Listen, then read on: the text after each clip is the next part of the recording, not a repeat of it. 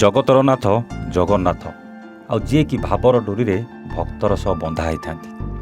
କାହିଁ କେତେ ଦୂରରୁ ଲୋକେ ଧାଇଁ ଆସୁଛନ୍ତି ତାଙ୍କର ସେହି ମଦନ ମୋହନ ଚକାନୟନକୁ ଦର୍ଶନ କରିବା ପାଇଁ। ଆଉ ଯିଏ ଥରେ ସେହି ଚକାନୟନ ଦେଖେ ନିଜର ଆଖିକୁ ଫେରାଇ ପାରେ ନାହିଁ। କେତେବେଳେ ନିଜ ଭକ୍ତଙ୍କୁ କେଉଁ ରୂପରେ କେଉଁଠି ଦର୍ଶନ ଦେବେ ସେ କଥା କେବଳ ତାଙ୍କୁ ହିଁ ଜଣା। ନିଜ ଭକ୍ତର ଭାବରେ ବିଭୋର ହୋଇ କେଉଁ ନା କେଉଁ ରୂପରେ ଭକ୍ତଙ୍କ ପାଖକୁ ଧାଇଁ ଆସନ୍ତି ଦର୍ଶନ ଦେବା ପାଇଁ। ଯଦି ଭକ୍ତର ଭକ୍ତିରେ ଶକ୍ତି ଥାଏ ଆଉ ପବିତ୍ରତା ଥାଏ ତେବେ ଭକ୍ତ ପାଖକୁ ଭଗବାନ ବି ଧାଇଁ ଆସନ୍ତି। ପୁରୀ ଯାଇ ଜଗତରନାଥ ଜଗନ୍ନାଥଙ୍କୁ ଦର୍ଶନ ପାଇଁ ସମସ୍ତଙ୍କ ଇଚ୍ଛା ଥାଏ, ମାତ୍ର ଆର୍ଥିକ ପରିସ୍ଥିତି ଏବଂ ବ୍ୟସ୍ତବହୁଳ ଜୀବନରୁ ସମୟ ବାହାର କରି ଅନେକ ଲୋକ ପୁରୀ ଯାଇ ଠାକୁରଙ୍କ ଦର୍ଶନ କରିବାରୁ ବଞ୍ଚିତ ହୋଇଥାନ୍ତି।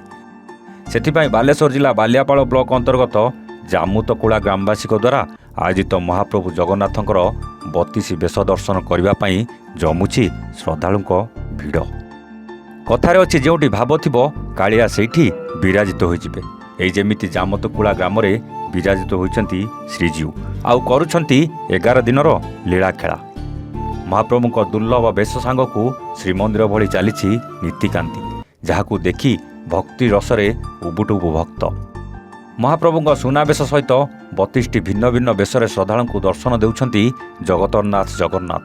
ଅଞ୍ଚଳର ହଜାର ହଜାର ଶ୍ରଦ୍ଧାଳୁମାନେ ଠାକୁରଙ୍କ ସମସ୍ତ ବେଶକୁ ଗୋଟିଏ ସ୍ଥାନରେ ଦର୍ଶନ କରି ମହାପ୍ରଭୁଙ୍କ କୃପା ଲାଭ କରୁଛନ୍ତି, ଯାହାଫଳରେ ପ୍ରତ୍ୟେକ ଦିନ ସନ୍ଧ୍ୟାରେ ଶ୍ରଦ୍ଧାଳୁଙ୍କ ଭିଡ଼ ଦେଖିବାକୁ ମିଳିଛି। ଏହି କାର୍ଯ୍ୟକ୍ରମ ପାଇଁ ସ୍ଥାନୀୟ ଅଞ୍ଚଳରେ ଏକ ଆଧ୍ୟାତ୍ମିକ ପରିବେଶ ସୃଷ୍ଟି ହୋଇଛି। ପ୍ରଥମ ଦିନରେ ହଜାର ହଜାର ମହିଳାମାନଙ୍କ ଦ୍ୱାରା କଳସ ଶୋଭାଯାତ୍ରା ଅନୁଷ୍ଠିତ ହେବା ସହ ଶିବାଭିଷେକ ହେବା ପରେ 50 ଜଣ ପଣ୍ଡିତଙ୍କ ଦ୍ୱାରା ବେଦପାଠ ସାଙ୍ଗକୁ ଆରମ୍ଭ ହୋଇଥିଲା ମହାପ୍ରଭୁଙ୍କ ପୂଜା ଅର୍ଚ୍ଚନା। ସ୍ଥାନୀୟ ଅଞ୍ଚଳ ସମେତ ବସ୍ତା, ବାଲିଆପାଳ, ଜଳେଶ୍ୱର, ପଡ଼ୋଶୀ ମୟୂରଭଞ୍ଜ ଜିଲ୍ଲା ସହ ପଶ୍ଚିମବଙ୍ଗ ଅଞ୍ଚଳରୁ ଶ୍ରଦ୍ଧାଳୁମାନେ ଏଠାକୁ ଛୁଟି ଆସୁଛନ୍ତି। ଅଧିକାଂଶ ଶ୍ରଦ୍ଧାଳୁ ପୁରୀ ଯାଇ ଠାକୁର ଦର୍ଶନ କରିପାରୁନାହାନ୍ତି। କାଳିଆ ଠାକୁରଙ୍କ ଦର୍ଶନ ପାଇଁ ଆଗ୍ରହ ରହିଥିଲେ ମଧ୍ୟ ବିଭିନ୍ନ କାରଣ ସେମାନଙ୍କୁ ବାଧା ଦେଉଥିଲା। ମାତ୍ର ଏଠାରେ ଆୟୋଜିତ କାର୍ଯ୍ୟକ୍ରମ ଯୋଗୁଁ ସେମାନଙ୍କ ଦୀର୍ଘ ଦିନର ସ୍ୱପ୍ନ ପୂରଣ ହୋଇଛି। ଜାମତକୁଳା ଗ୍ରାମରେ ଆୟୋଜିତ ଏହି 32 ବେଶ କାର୍ଯ୍ୟକ୍ରମ ଫେବୃଆରୀ 4 ତାରିଖ ଠାରୁ ଆରମ୍ଭ ହୋଇ ଆସନ୍ତା 15 ତାରିଖ ପର୍ଯ୍ୟନ୍ତ ଚାଲୁ ରହିବ। ପ୍ରତ୍ୟେକ ଦିନ ସନ୍ଧ୍ୟାରେ ସାଂସ୍କୃତିକ କାର୍ଯ୍ୟକ୍ରମ ଅନୁଷ୍ଠିତ ହେବା ସହ ବିଶିଷ୍ଟ ପ୍ରବଚକମାନଙ୍କ ପ୍ରବଚନ ଶୁଣିବା ପାଇଁ ଲୋକଙ୍କ ଗହଳି ଲାଗିଛି। ଜଗନ୍ନାଥଙ୍କ ବିଭିନ୍ନ ବେଶ ଦର୍ଶନ ସାଙ୍ଗକୁ ମୀନା ବଜାର ଓ ଚଟପଟି ଖାଇବାର ମଜା ନେଉଛନ୍ତି ଲୋକେ।